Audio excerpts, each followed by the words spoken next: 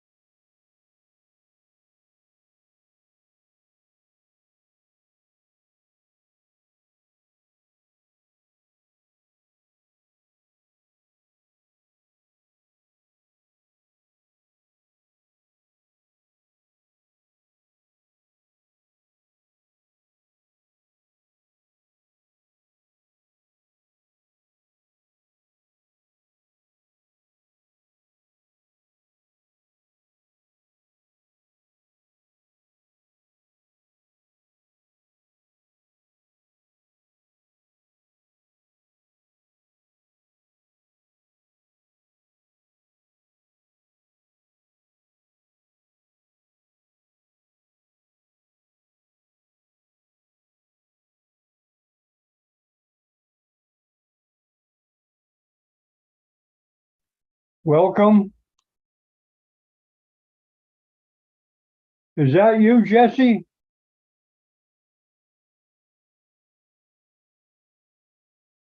Okay, maybe you can't talk.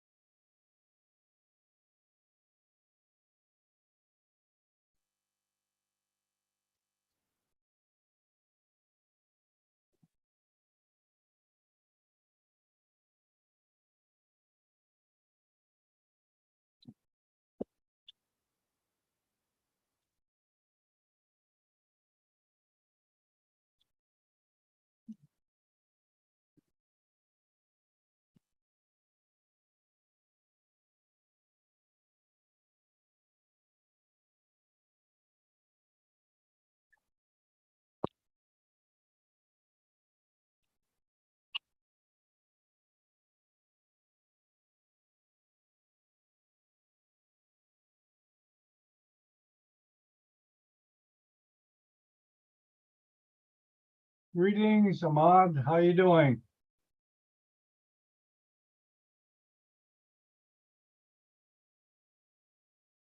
Are you there, Ahmad?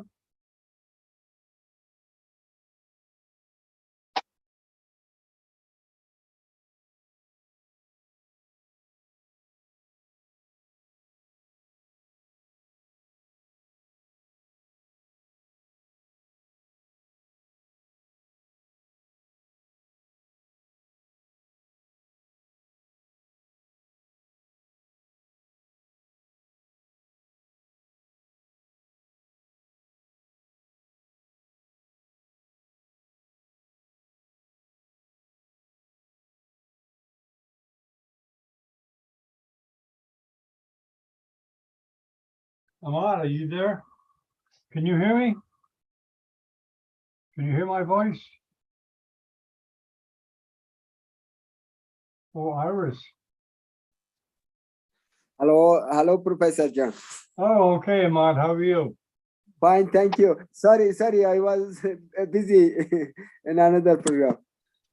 You don't have your camera, huh? Oh, there you go. Yes, you got it? Greetings, Iris Lau. How are you today? Oh, hi, John. I'm fine, thanks. Good. Nice to see you here. Yeah, it's my pleasure. By the way, could you send me the conference link that Sure. because I sent to Yeah, Brain sure. News. Let me. Your camera's not working, by the way. Yeah, it has some problem, and I fix later. Okay, let's just work on it. Go down to the bottom corner. Are you using what kind of computer are you using? Mac. Oh, it's different. That I can't.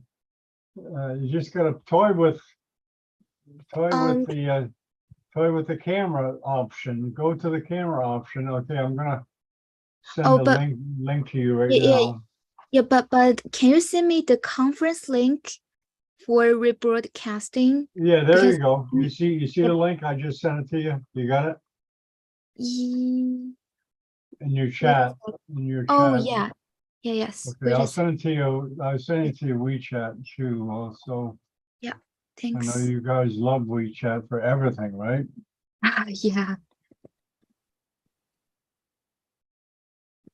Okay, let me log in.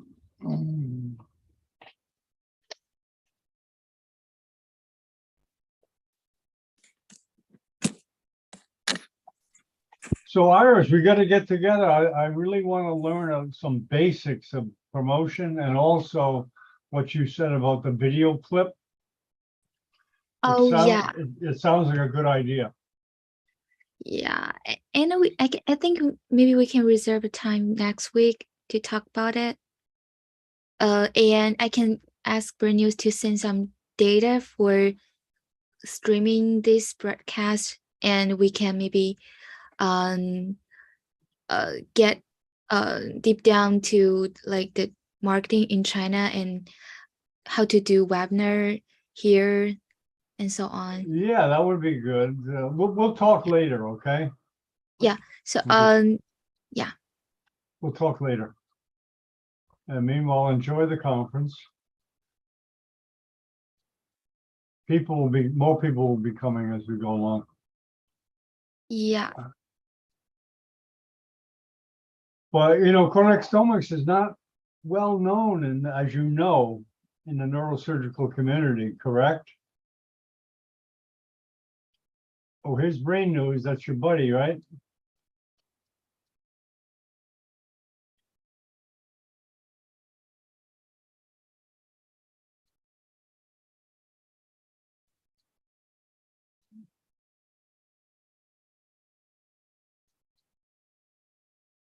Brain News is coming in. Sylvia is coming in from Colombia. So we have a neurosurgeon from Afghanistan and one from Colombia, and I think one from China. People will come along.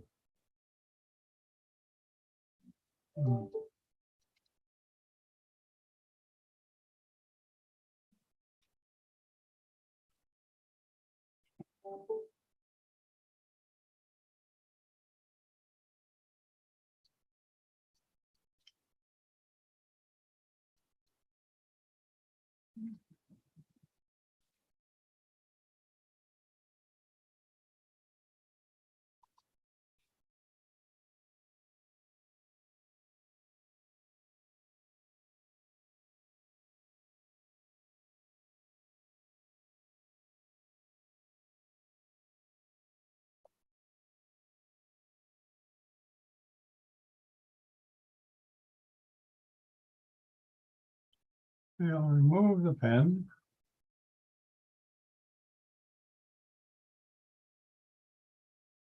Hello, Sylvia, can you hear me?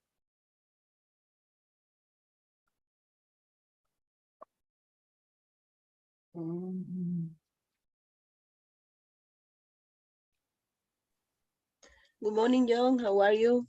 Oh, Good morning Sylvia, to is that everybody you? from Colombia. How are you? ¿Cómo está en Colombia? Bien, bajo lluvia. Barranquilla, ¿verdad? Ajá. El norte. Yo está en Cartagena. Cerca, como sabes. Sí, a 1 hora aproximadamente de Barranquilla. 1 hora. Está lloviendo ahora en Colombia. Sí, En Barranquilla. bastante. Ah, sí, muy duro allá. Sí, A veces en Miami llora duro también, pero no tanto. Normalmente en septiembre. no, es que aquí lleva la temporada de invierno, ha provocado lluvias durante mucho tiempo ya, y entonces ya hay desastres en varias zonas importantes.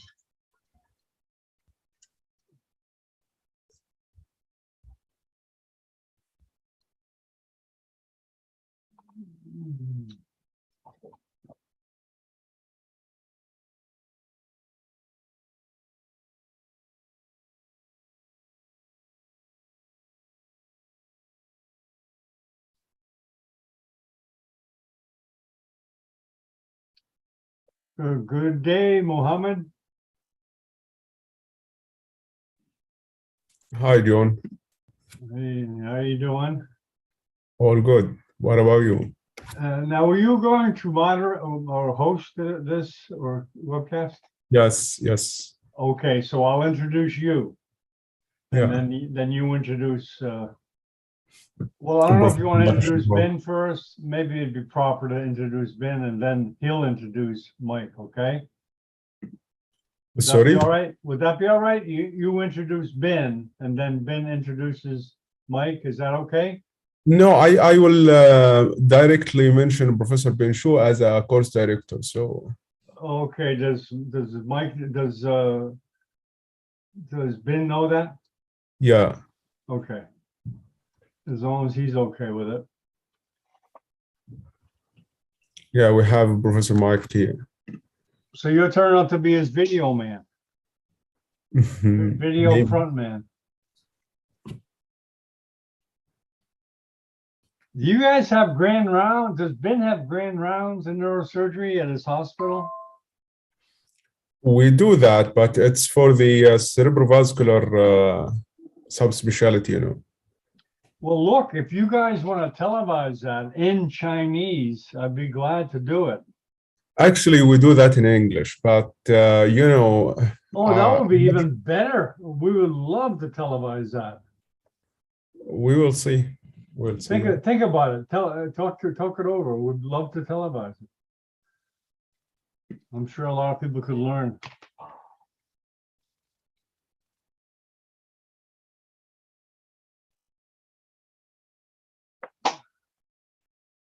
Oh, Mike, you're here, right? Yeah, Professor Michael Sughrue is here. Yeah. Okay.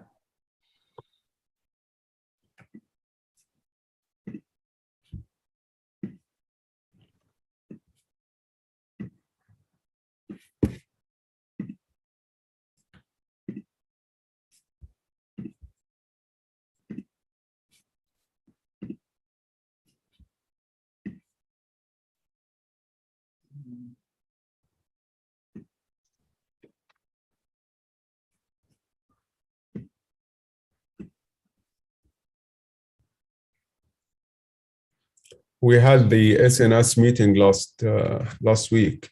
Yeah, that was ACNS, right? Yes, and we have like 120,000 audience. Wow. Yeah. Wow. And that took place in India, right? Was that a hybrid meeting? Like it was in person and online? Actually, yeah, it was part of it. No, it was hosted by our Russian hospital, you know. But I think the pre-meeting, I think, was in India. I'm not sure about this. Okay, listen, Mohammed, where's your camera? You're gonna have a camera. Yeah, sure. Oh, there you go. Okay, how, do you have a background? I guess that's sufficient. You don't have to have. all Actually, I background. told you I cannot sign in here in China, so I cannot get the background feature. Oh, oh, really? Okay. Mhm. Well, I'll pretend I understand what you said. So you're a neurosurgical resident waiting to do, become a neurosurgeon in China, right? Well, not sure about that, but I will go back to my country after I graduate. Oh, so you're finishing your residency in China. Exactly. Okay, good. Just so I understand. Has Ben running a little late? Because we could start if he's not here, since you're not gonna introduce him. Maybe you can wait a couple of minutes. Yeah, then... sure. Yeah, sure. That's okay, Mike, right? Yeah, it's fine. I got nowhere to be, my friend. I'm locked in a quarantine in China myself. So, Oh, you have Oh, already arrived here, right? yeah, I'm in Macau doing my quarantine. Okay, You're in okay. a cornfield. Are you growing corn? No, quarantine, Oh, COVID quarantine. lockdown. I Yeah, thought you said you're you have growing to. corn. When you come to China, you have to spend 7 days completely locked in a hotel. I'm on day 4 of 7. Wow. Mhm. So I get out on Monday. And then you can, Okay, good. And then I spend 3 more days in Macau. I can wander around Macau a little bit, but I can't go into travel around China. And then on the 10th, I can cross the border. okay, so you go to another big city, another quarantine? No, I'm in Macau right now. It's just Oh, okay, so you're gonna be there for a what while. you have to do is you have to get a green health code. Yeah. Right now, I'm trying to earn my yellow health code, and then the next 3 days, actually 3 days after that, before I get a green health code, that lets you Oh, travel. okay. Okay. So, Professor Mike, do you need to do another quarantine in mainland, or that will be No. enough? That's it. Unless I fail something. Hopefully, will not. Yeah, I've studied really hard to make sure I pass. Like a urine test. Oh, I'll tell you right now, I traveled around India and Singapore. That's the most religious I've ever been about wearing masks, social distancing in years, man. Like, because I was just like, I've had 4 full dose shots of Moderna and stuff. So I mean, like, I've never had a positive COVID test in my life, but I still am like, you don't want to screw around with that. If you get a positive test in China, it's for keeps.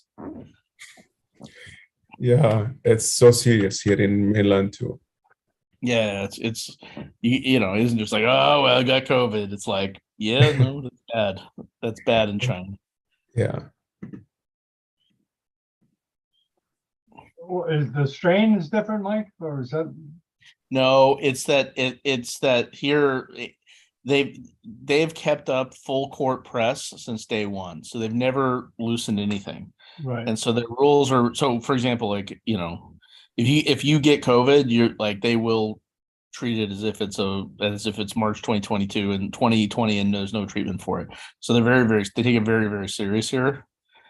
So yeah, everything is just, again, it's just like it was back in 2020.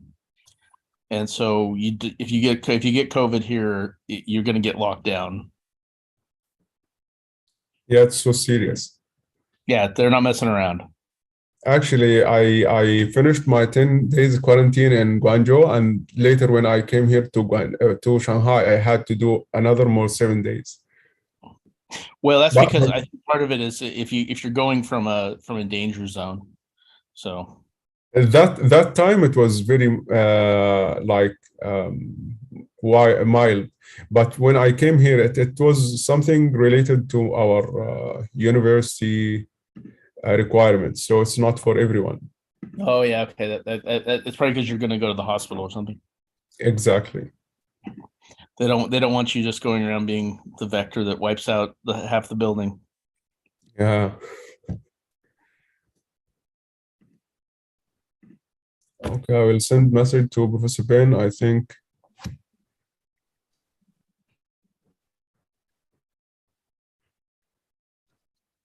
Assalamu alaikum. Alaikum salam. Hi, Dr. Ahmed. Hi, how are you? Nice All good. to see you again. Thank you. Thank you.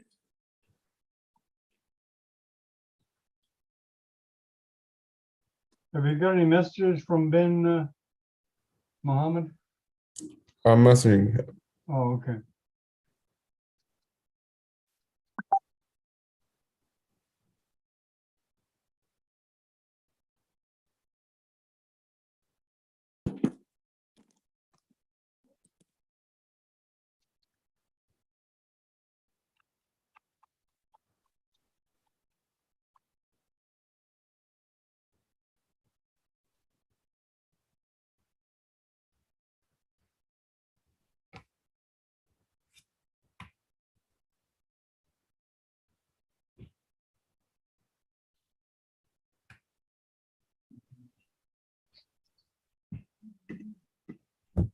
Brian, are you trying to get in? I don't know if you can hear me, Brian. You're muted. You don't have to. Okay, whatever.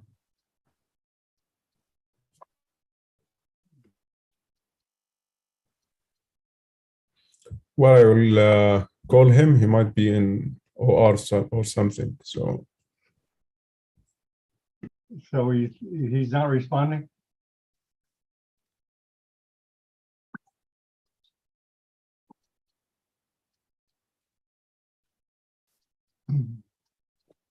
Hey, Brian seems has some problem to lock on the system.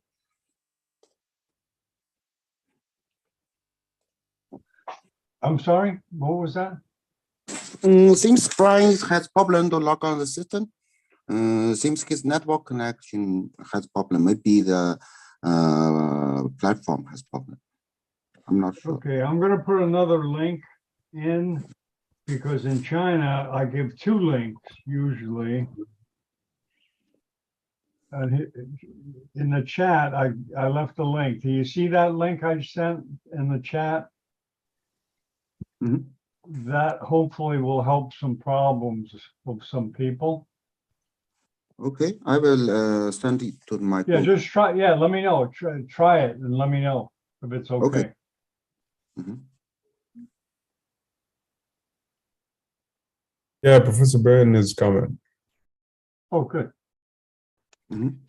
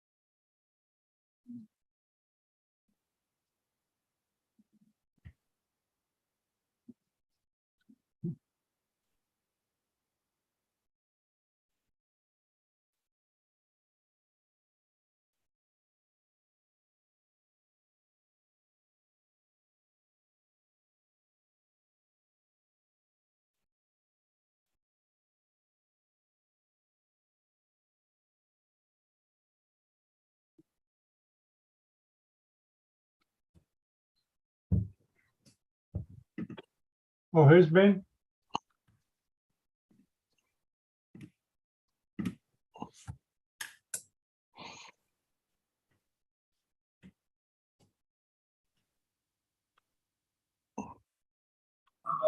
Welcome, Ben. Hello, John. Welcome. Hello, John. Welcome. Can you hear me Sorry, okay? Sorry, my building was locked down, so I'm in outside. I couldn't use my computer. Okay. So this is my cell phone. Let's begin the webinar. Okay, very Is good. that Okay, okay? okay, I'm going to introduce Okay, okay. Mohammed first. Okay. So help me to host the webinar. Okay, I'm going to introduce Mohammed I'm in first. outside of my home. Can you hear me, Ben? Can you hear me? I don't think you can hear me. Well, Ben, can you Mohammed, hear yeah, Mohammed, I'll introduce you and let you handle it. Okay, go ahead. Okay, let's go. 10, 9, 8, 7, 6, 5, 4, 3, 2, 1. Good morning from Miami Beach. This is Dr. John Bennett hosting a series of webcasts by Michael Sughrue on connectomics. And let me introduce Mohammed to run the show. Mohammed Helmi, he's awaiting finishing his neurosurgery residency. So welcome, Mohammed. Thank you, John. So greetings from Shanghai, dear audience. On behalf of the course director, Professor Ben Shu, we welcome you on our fourth broadcast of Seeing the Brain Through Connectomics. This course is broadcasted under the auspice of Asian Congress of Neurological Surgeons every Friday, 8 p.m. in Beijing time. This series of webinars is given by Professor Michael Sughrue, who is a neurosurgeon at Prince of Wales Hospital in Sydney, the co-founder and chief medical officer at Omniscient Neurotechnology. Dear audience, you are welcome to write your question in Q&A box throughout the webinar or raise your hand and ask your question directly to Professor Mike after the webinar. Professor Mike, we are looking forward to learning more interesting topics from you tonight. So go ahead, please. So for those of you who've been actually coming to the webinar regularly, this is the fourth lecture out of 5, and we're going to take a different angle. And what we're going to talk today is about interventional neurorehabilitation. This is a term that we came up with to describe what we were doing for our patients, and we think that it's a really important part of the future of our field. And we're going to talk about how do you rewire the brain actively for therapeutic purposes using a combination of connectomics and non-invasive brain stimulation. Now, this could be the foundation for a lot of other things, but today we're going to talk about non-invasive brain stimulation. So while this is different than the last 2 weeks we talked about surgery and how to cut around brain networks. The foundations that we set in the first 3 lectures are really going to make it possible to grasp this concept. And so again, this is an interlinking idea. There's a reason this lecture is 4th. And the final lecture next week, we'll talk about the next level of how to really understand the next level of how the brain works. But today we're going to talk about how do you change the brain. And I'm going to show you what we know, how we think about this, and going forward. So the foundation of what we do is based around transcranial magnetic stimulation, or TMS. There are other ways to stimulate the brain. This is the one we happen to like. What TMS is not new. It's been around for 30 years. And what it does, if you look on the left, inside of that paddle, there are 2 round coils of electrical wire, and they really quickly have a pulse that goes around in a circle. So for those of you who remember your physics, circular electrical field causes a magnetic pulse at a right angle, the right-hand rule, so to speak. So actually I showed the wrong hand. And that will deliver a magnetic pulse into the head. Now, what we also know is that it will induce an electrical field in the brain if you deliver it the right way. And if you look on the right, that's a model of the field. You can see the coil is kind of shaded here. Now you can see that the brain gets a large part of the brain gets some current. But what I'm going to kind of point out, though, is that this is not symmetric. And so for the most part, the active site is at that red area. And so when you stimulate the brain, it activates it. If you put that over the motor cortex, it will cause the hand to jump. But more importantly, it shows that we need to be in basically the correct area. So while a magnetic field is delivered, most of these coils nowadays deliver a fairly focal. So it's not a perfectly focal pinpoint treatment. It's not like a DBS, but it's fairly precise. TMS is cleared in pretty much every country, every developed country in the world. It's widely used. There are hundreds of randomized controlled trials. It's extremely safe. We'll talk about these in more detail, and it changes the brain. It's neuroplastic. And this slide is actually probably needs to be updated. This was, I think the last time I updated the slide was 2018, and so these numbers are out of date, but it kind of gives you an idea of how many trials have been done. And again, right now it's cleared in the United States for the depression, anxiety, OCD, and smoking cessation. Though, as you can see, this also goes into stroke and everything else. Now, there are a lot of different ways to deliver the pulses. Okay, so if I deliver a single pulse to the brain, what that will do is it will, if you put it over the language area, you'll get a speech arrest. Or if you put over the hand, you'll get the hand to jump. But the therapeutic parameters, so again, those parameters have been what people have generally used to do brain mapping, like individual or small trains of pulses. But when we talk about therapy, we mean RTMS, or repetitive TMS. And you can see these are the different pulse parameters. Now, this looks complicated. It's not. So we'll take at the top. 1 hertz means 1 pulse a second. This was kind of the older protocol. 10 hertz, it was kind of the next protocol, so it's 10 times a second. And these protocols require, roughly 30 minutes or so of treatment. What people have moved now is to theta burst. And theta burst, if you look at this, what you do, every single one of these little lines, you deliver 3 pulses. So you're delivering, basically 150 pulses a second or something, like 50 pulses a second. You're delivering a lot of pulses. And you're delivering in this very specific rhythm. And what's been shown is that you actually get the treatment effect much faster. So somewhere between 3 to 5 minutes. And that's a real game changer. Now, the reason it's a game changer is that if you're doing the older protocols for TMS, and if those of you, and what you'll find out of almost all of you, most places have somebody doing TMS somewhere around you. So it's been in psychiatry since the 90s. But what they'll often try to do is work in this upper one. And this is not really appropriate for rehab, particularly post-craniotomy rehab, because the patient can't wait a month every single day. It's too difficult if they have a neurologic deficit. The nice thing about theta burst is you can actually do it 10 times a day if you want. And there's not a lot of downside to that. So what you can do is you can actually get the whole treatment course done in a couple of days instead of a month. And that's a big deal. Now, if you look, there's a couple ways to deliver theta burst. So you can deliver intermittent theta burst, or ITBS. And what that is you give a train and then you stop, and then you give another train and you stop. This is thought to basically be stimulatory. It's thought to turn the cortex up. And on the alternate situation, you have continuous theta burst. This is you just run a bunch of pulses into it.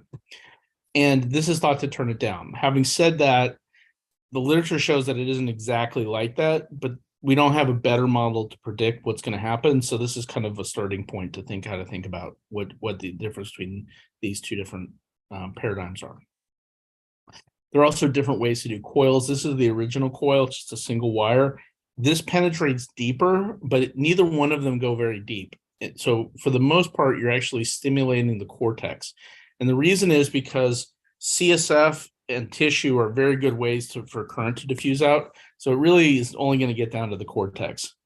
And so most people use butterfly or some similar type of coil. And the reason is because these two fields overlap in the center. So this little line right here is the active, where the active highest density of current is being delivered. Having said that, there's all sorts of other types. There's all sorts of different devices. This is a device, what's called an H coil. It claims that it can stimulate the caudate and cingulate. There's some data for that. But the point of it is, these are, I can promise you this is not the solution to your problem. It's very difficult to work with. And the question is, how does it work?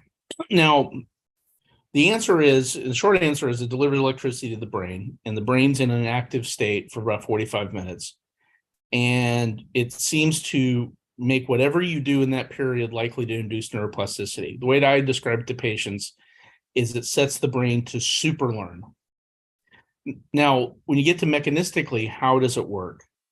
This is really complicated, because if you think about it, the cortex is folded, it's all these different angles, and then the neurons are at different angles and they all get different current, and then you have to simulate the CSF field in different scalp thicknesses. And so no one knows the exact answer, but the best theory is that you're essentially turning down the GABA tone in a layer of cortex.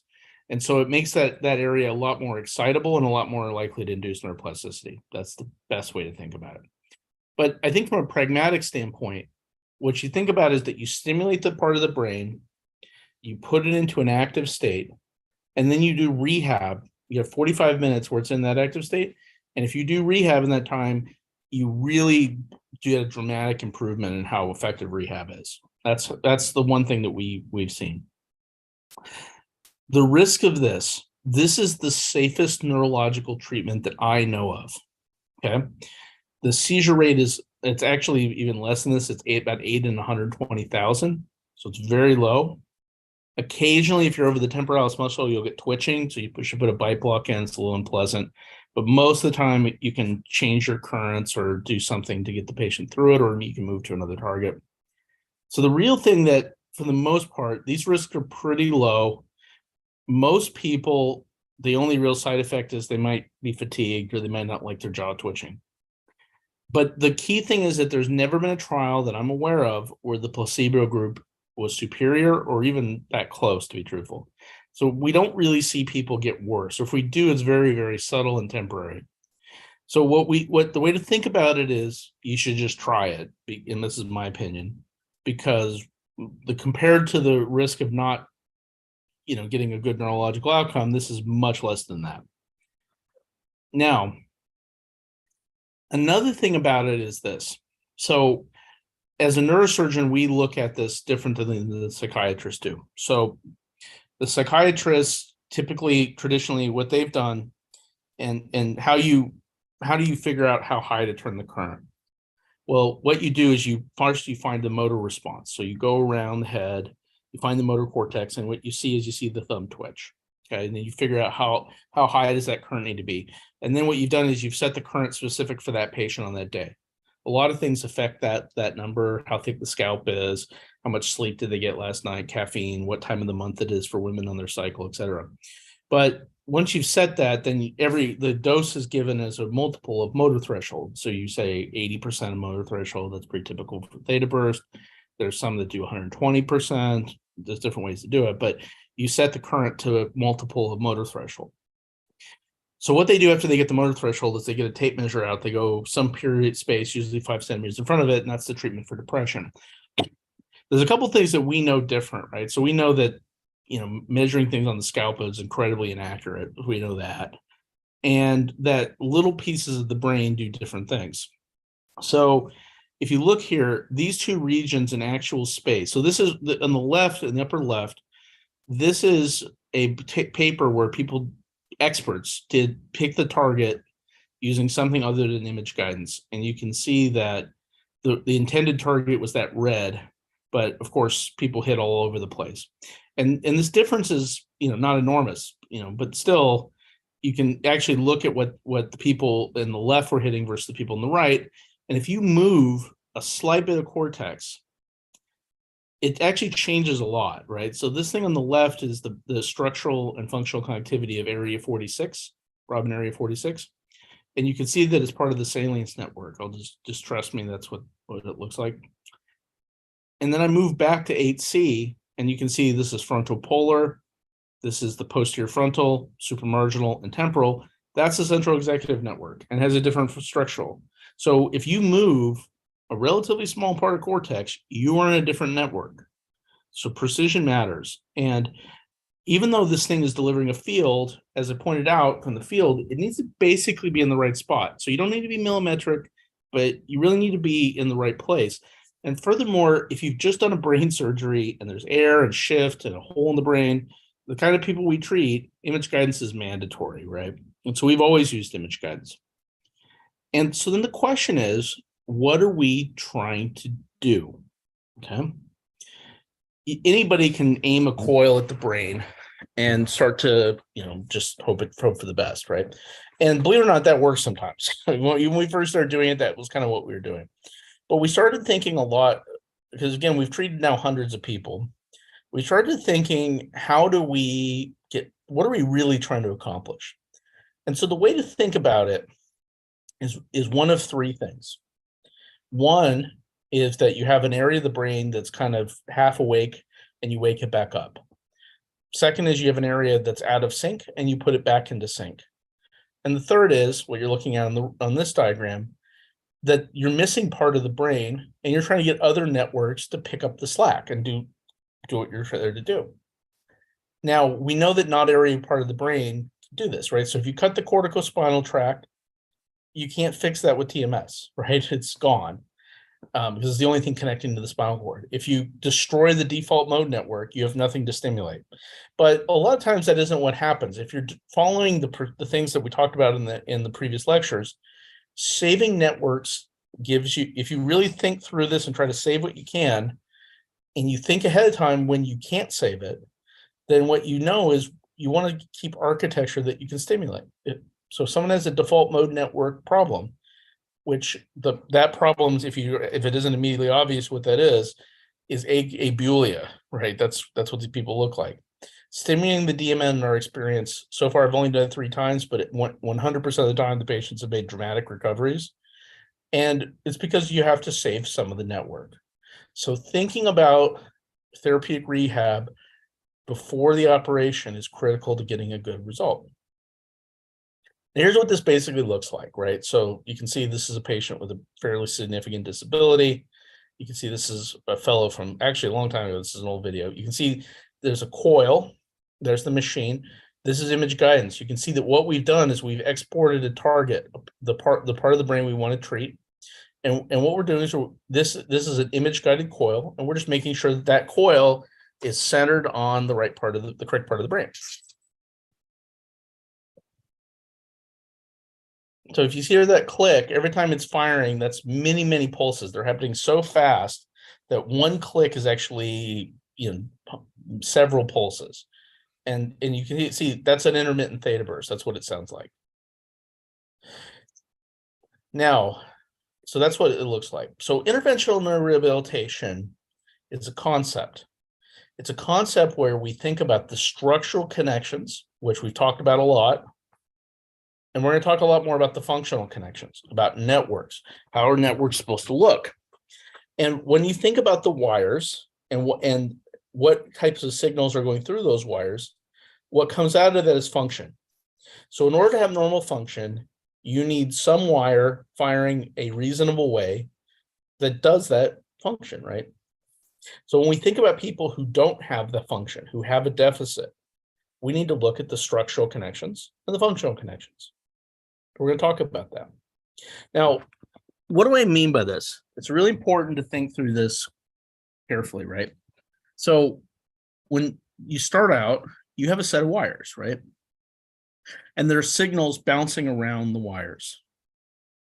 And when that happens, through a very complex set of interactions, certain things fire together, right? They fire, that's what networks are, parts of the brain that fire in sync. Now, when I put a hole in that structure, it's going to throw the signals off because the equilibrium is out of whack. And so first thing that happens is that when I cut the wires, some things stop happening, right? No matter what you cut, that is true. If you cut part of the brain, something stops happening. Now, sometimes the brain can compensate for that, and sometimes it doesn't.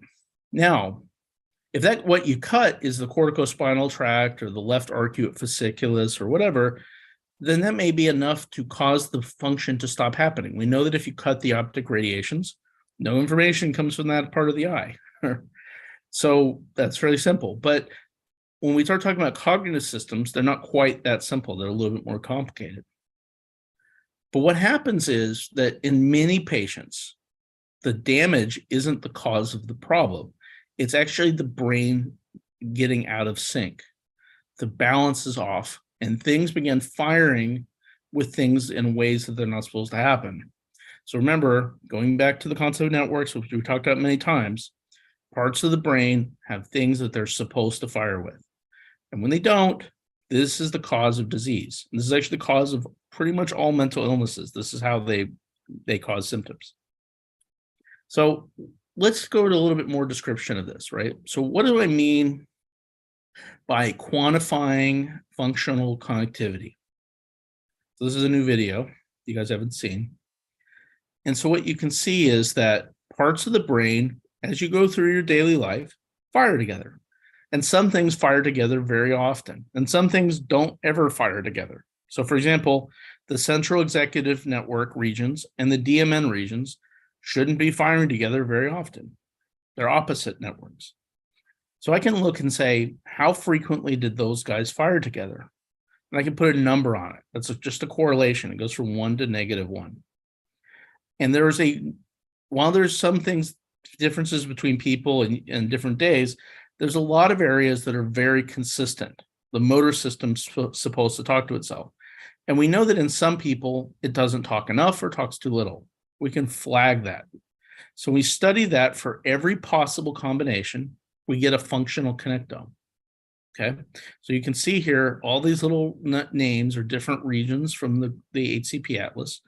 And there we go. We've actually looked at a functional connectome. So when I say that people have functional disconnectivity, this is what it looks like. So this is what we're looking at here. So on the left is a normal person, and we're looking at the language network. Okay, so what you can see, all these regions here are parts of the language system. If you're paying attention, there's left 44, that's Broca's area. Left 55B, that's the motor cortex of the larynx. Left SCEF, that's SMA, right? You don't have to know all these, but just know that these are parts of the language network. These are the same things on the y-axis. So every box is comparing each guy to everybody else. If you look at the diagonal, it's blacked out. And the reason is because we don't care that every area obviously is correlated with itself. Now, if you look on this scale over here, 0 means no correlation. What that means is that area A and area B don't really have anything to do with each other. They don't talk to each other. If you look on the blue, that's actually anti-correlated. It means that if one thing is firing, the other one's not. It means they're alternating or one inhibits the other. We don't know exactly why. And the red means that they're firing together. So some areas, for example, if you look in this upper left, these are two parts of the SMA, and they have a dark red square because they fire together very often. Now, over here on the right, this is a patient with a glioblastoma in the archaeofasciculus and aphasia, densely aphasic. What you can see is that you don't see a bunch of red. Now, you do see some red. Look over here on the right. All these things here are the temporal lobe areas, okay? So, and then you look over here in the lower left, these are all the frontal areas of the language system. And notice that when I look at the frontal, the temporal areas with the temporal areas, there's a lot of very dark reds. That's not normal either. It's not good to be over-correlated. It's not good to be under-correlated. You want to be normally correlated. You want to be talking normally. So what you're looking at here is aphasia. This is what happens when you cut a tract and you know the acute period and you damage the language system. Now, why have I spent the time to explain this to you? Well, the reason for it is that these columns are not just numbers. That is right there. It's a place in the brain. So everything in that column is how that one region talks to everybody else. So you get a biopsy on how it talks to the whole language system. And if I know that that area is not firing, I can actually pull it out and put it on my image guidance system. So this is how we think through it. We look at the connectome, we decide what we don't, we think about what we're trying to treat, we pick a target based on that, we think what's wrong with the patient, and we treat it. Now, we built some tools into our software that does this. So you can see what you're looking at here is what's called an anomaly detector. So as you know, again, we don't know how red and blue off the top of our head every single square is. There's 144,000 squares in the connectome, the way we map it. And so we don't expect anyone to know that. But what we do expect is that if we provide the information, that you can look at the red and blue squares and figure out there's something wrong. And what you're looking at here is the default mode in central executive. How do they talk to each other? Right? So If you look at the blue dots, those are all parts of the DMN. The orange dots are all parts of the CN. And every box here is colored one of four colors. The black ones are areas of the brain that are very variable. Now, think about this like this. So if you and I all get in a scanner, so let's say myself and John and some of the Chinese people all get in a scanner. The chance that we're all thinking of exactly the same thing at every moment in that scan is low, pretty much zero.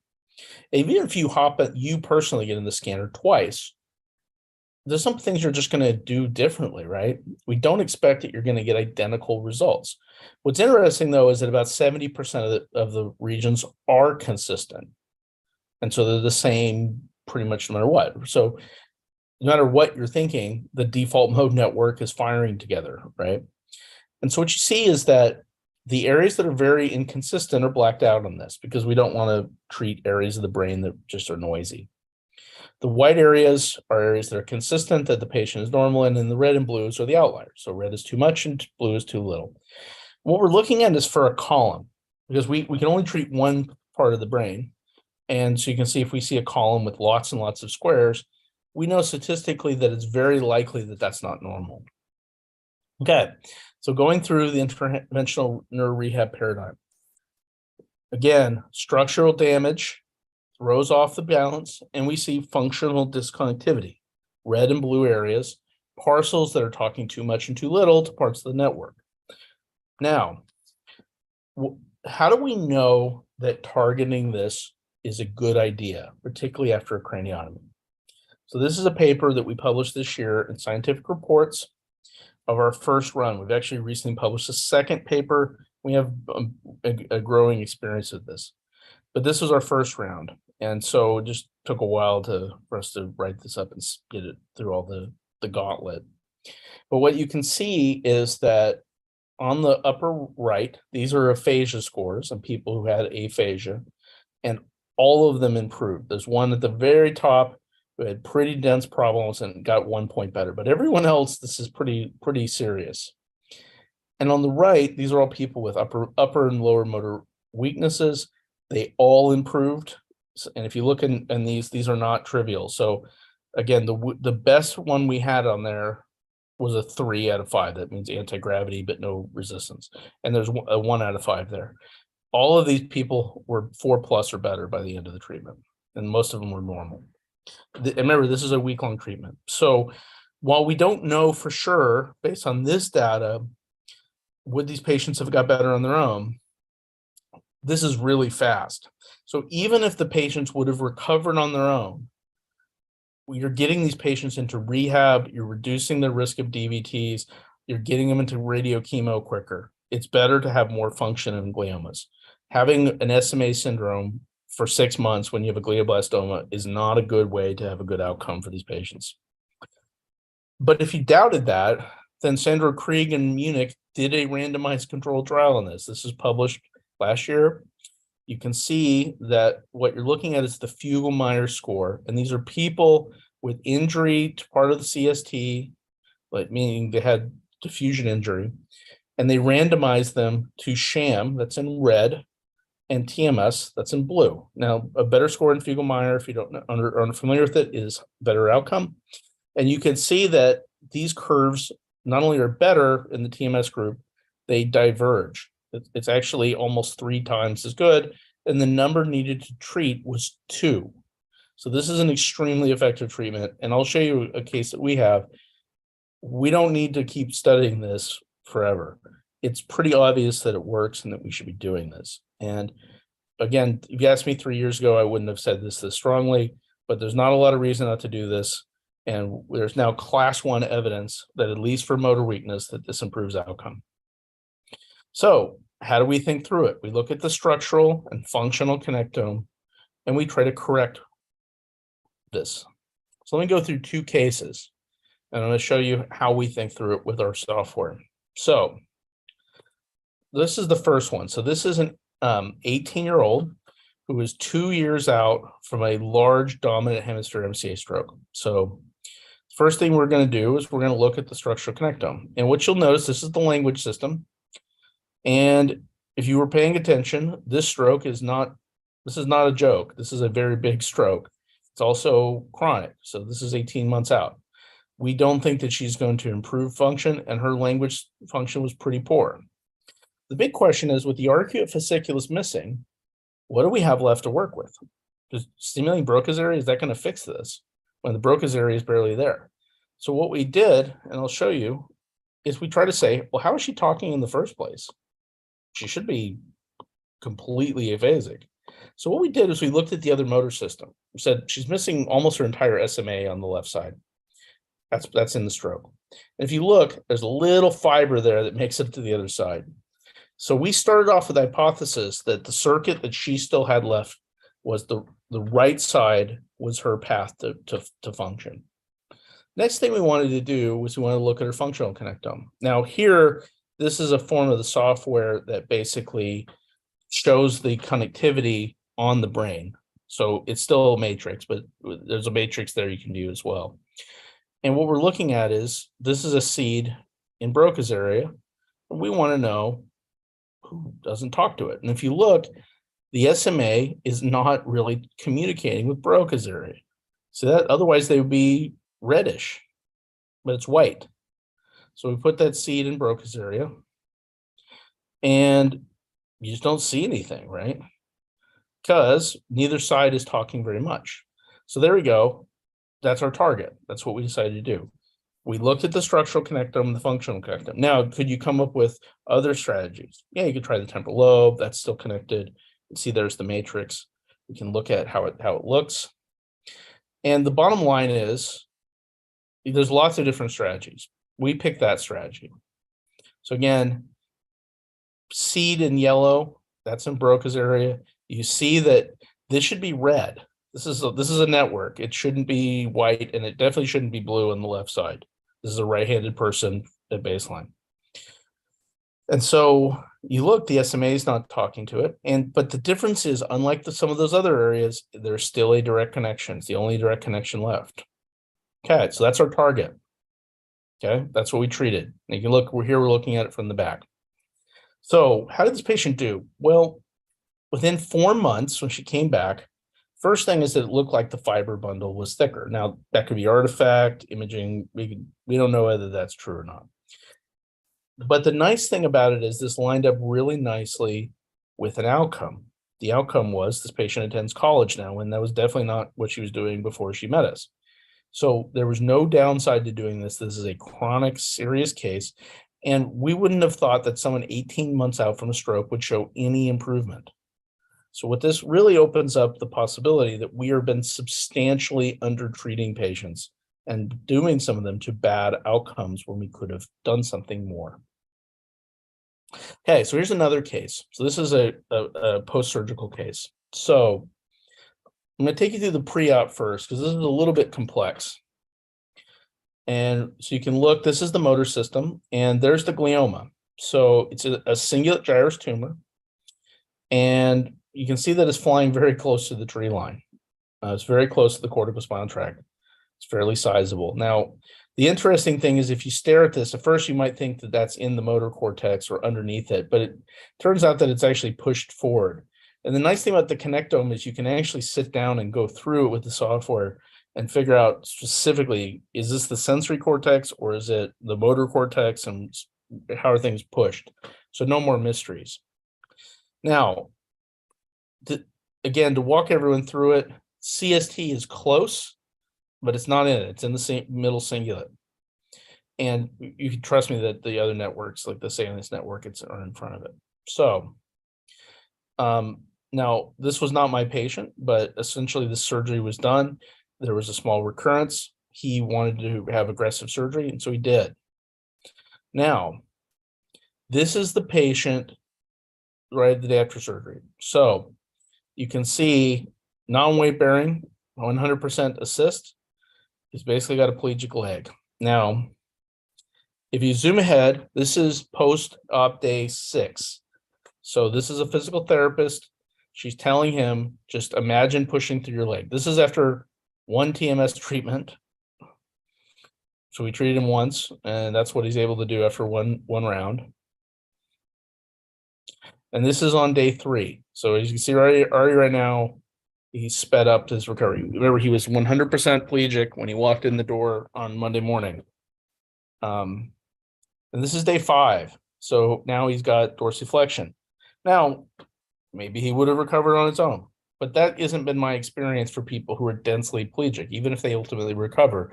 And the reality is there's not a lot of downside to trying this. Now, to show you the level of function that we got back, again, this is 5 days. So 5 days later, he's like that. He's basically practicing surfing. So if you don't think that that's a shift of the oncofunctional balance and a faster recovery, then you're more skeptical than I am. So how did we do that?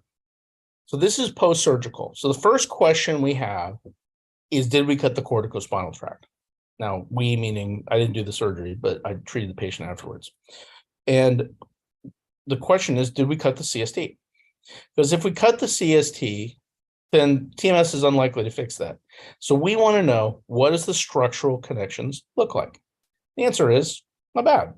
Motor cortex not removed. We didn't do anything terrible. Okay, but he's densely plegic. So remember, if you remember that diagram, structure plus function equals, or functional connectivity plus structural connectivity equals function. So if he's missing the function, one of the two of them is likely out. Okay. So what we now want to do is we want to say, how does the motor system talk into itself? Because we can look at its structural. Okay. So you can see this is that system. Now, a couple points. So that yellow is a seed in the other motor cortex. Now, in that trial that I showed you, they treated the opposite side. And we do that too. Okay. So if you put a seed in that yellow side, you can see that there's a very dark red area. This is the standard thing you see in these patients. There's overactivity on the uninjured side, and that's bad. Not good to be overactive. So you want to turn that down. So that's one of our targets. And then we also, in addition to how Sandra Krieg did it, we like to treat on the ipsilateral side too. So if you look, we put a seed in that motor cortex, the SMA is blue. So we don't know why it's blue. Maybe something in the cingulate we removed threw off the time. It's infinitely complex. Maybe we bumped into that network and it's out of sync. We don't care how it happens. We can't predict that. But that was another target. So we turned down the dark red spot on the left side, and we turned up the SMA. Now, if you remember, paid attention to protocols, that's CTBS, that's a suppressive protocol on the good side, the left side, and ITBS, intermittent theta burst, to the SMA. Good That's morning, John.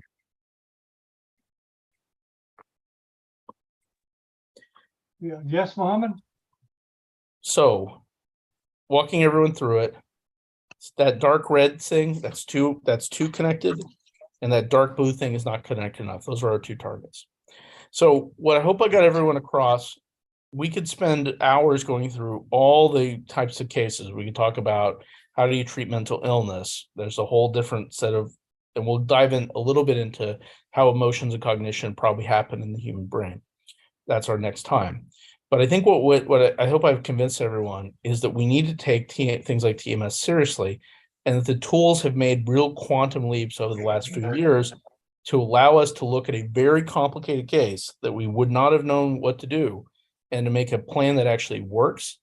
But it also opens up the possibility of all the ICU patients and all these patients that we haven't been treating, that we've kind of just hoped for the best. We can actually take control and get some of these people out of a mess. And I so, don't have a question. I'm not.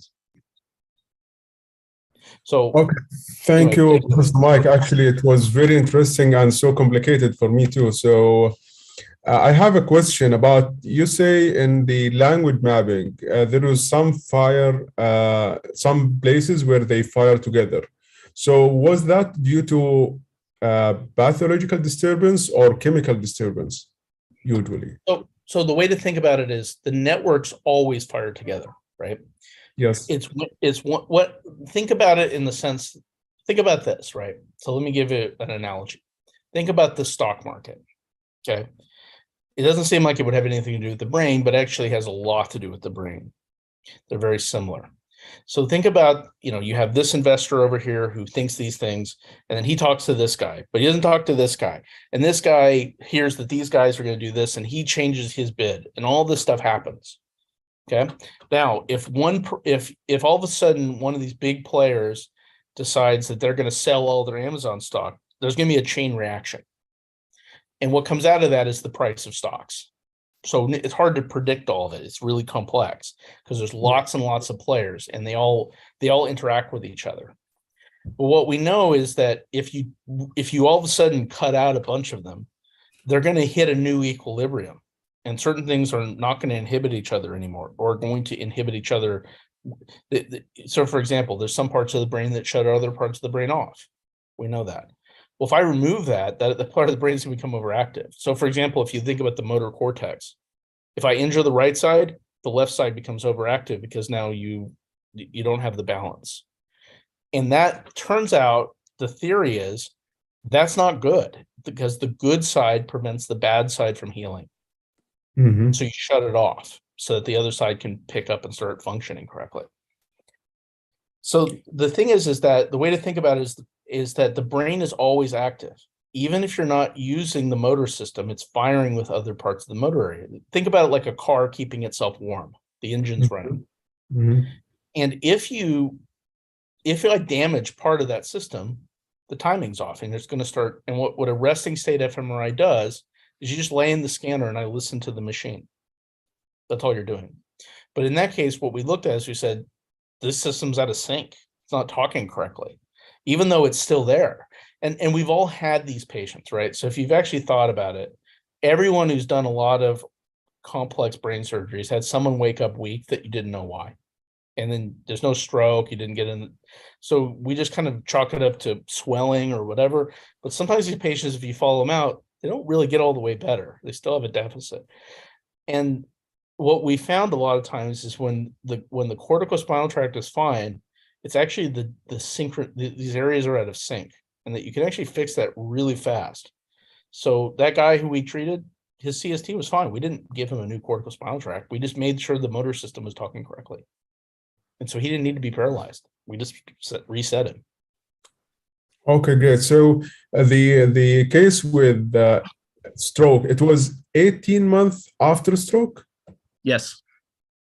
Oh my God, that's so interesting. So it get drastically improvement within 4 months, right? Yeah, I mean, the answer is she had some advantages. She's young, et cetera, but she didn't get better on her own. She had 18 months. And when we first met her, she could talk in 2 to 3 word phrases.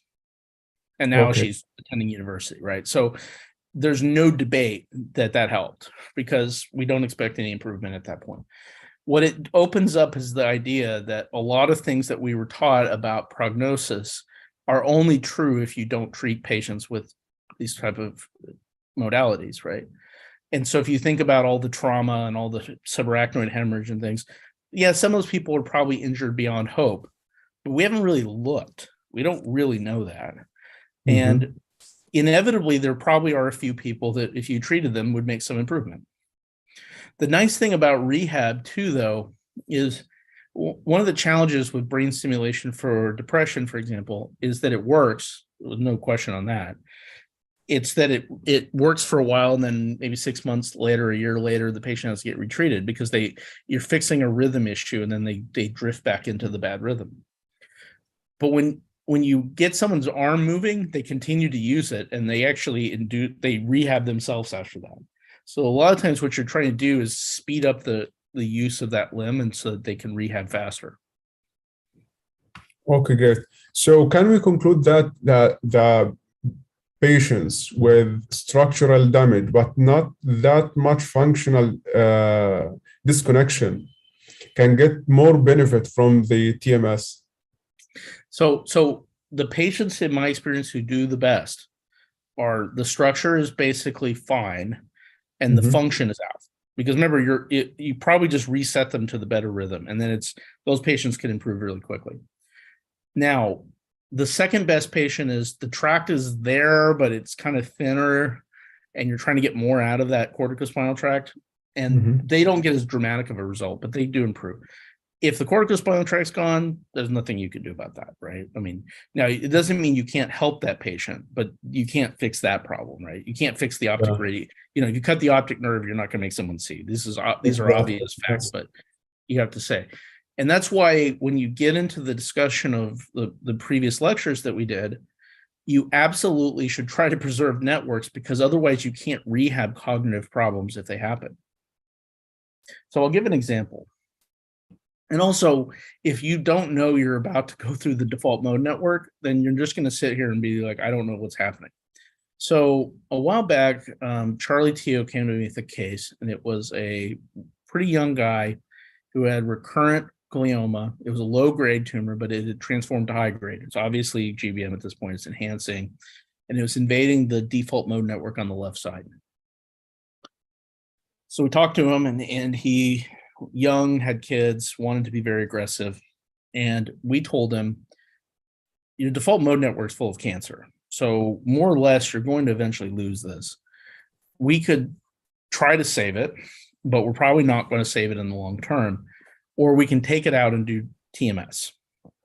And so he took the second one. Now, we told him what was going to happen, that it was exactly as we told him, 100%. So we took it out on a Thursday or something. And then on Monday morning, he rolls in. He was basically not talking. He was not really looking at anyone. He was kind of like this. He was drooling on himself, and he looked terrible. By the end of the week, his wife said that she thought he was a little bit emotionally distant, like he wasn't as emotional as he was, but to us, he looked fine. And what we did was we stimulated the parietal part of the DMN, because we knew that we had injured the DMN. We expected to do that. We saved the salience network, and we knew what we were going to do. And so, again, if you haven't thought through that ahead of time, then you might have taken up part of the salience network too, because you thought, I'm going to get 1% more tumor, and that's a bad idea. So what it gets down to is you want to really think about what architecture am I impacting and what can I do about it. And so when you start thinking about the connectome, and you have this tool in your back pocket that you can actually go back and fix these problems sometimes, then you think the operation is different, right? You say, okay, exactly. What are we really dealing with? Exactly. Actually, it's so interesting. And it's also interesting to have patients like with upper motor deficits. The motor strength was almost, I saw one of the graphs was 1 out of 5, and it got 5 out of 5 after 1 week. That's so interesting. So is there any patients for that? Well, the reality of it is that, again, you have to differentiate who has structural disconnection from the spinal cord, who has problems inside of the motor network, and who has functional problems inside the motor network. Because if we think that everyone with hemiplegia that you're operating around the motor cortex are the same, I promise you that is not true, 100%. And to give an example, we did a research project with a group in Hainan about a year ago, and they were looking at lacunar strokes, pericapsular around the internal capsule, and corona radiata. So they're really in an area about this big. They all had hemiplegia, and that's it. They didn't have any other deficits, so no language. These aren't hemispheric strokes. These are all lacunes, and the lacunes range in size from really small to slightly small, but none of them were big or even medium size. We looked at the structural and functional connectome of 32 people, and there was not a single person. There weren't any group of 2 people who were even close to similar. They're all different every single case. And what it'd be is like, well, okay, some people have overactivity of the bad side, some don't. Some of them have this, the SMA is the problem. Some of them are missing the corticospinal tract. Other ones are missing part of the sensory system, and that's it's much more complicated than that. But clinically, all these people look exactly the same. Lacunar, hemiplegia. We would all treat them the same. We put them on, What the reality is, those patients have very different prognoses. And to be honest, some of them respond great to TMS, because if it's not the motor system that's destroyed, it's the sensory system. Well, that could throw the balance off and cause a hemiplegia, but you can fix that, right? They still have connections. They might have a deficit, but they're not plegic after that or peritic. So one of the things about it is what we have to just recognize is that the motor system is a lot more complex than the motor cortex connects to the spinal cord. That's how we thought about it, but that isn't how it works, and everyone knows that. And so what we need to think about is how do we intelligently go through the facts and do something about it, right? And as we've shown, and again, we've got other videos too. This isn't, we have entire talks about this, of patients who, have had operations that by all accounts, like around the internal capsule, should be paralyzed, but the capsule's fine, and it's a functional connectivity issue. And those patients can be fixed very fast in many cases if you hit the right areas. Well, that sounds so interesting. Actually, we have to seize the opportunity that you are here in China and to have you in Khashan Hospital. Yeah, I think I'm scheduled to go. I don't know when though, but yeah. Yeah, great. Okay, I will not take more of your time, and will take maybe if we have any question from the audience or the panelist attendee. So you are very welcome to ask. I think Professor Ben is here. Is Ben listening? Can he comment? Ben, are you there? He could be tied up. Actually, he's out of his home because there is a quarantine in the area that where he lives. Oh, So, okay. Okay. Very good. I don't believe we have any pending questions, Mohammed. Mike, yeah. So that was really, really interesting webinar. Actually, we are looking forward to more interesting topics next time. That will be the last webinar of the series. So again, on behalf of the Professor Benshu, the course director of this webinar, we have to deeply appreciate and thank you, Professor Michael Sughrue, for all of the things that you have showed us. And also we need to thank our audience for being loyal throughout the webinars, and see you next week. Thank you, everyone. Thank you, Michael. Yeah. And we'll see you next week. See you guys. Bye-bye. Okay, we stop recording.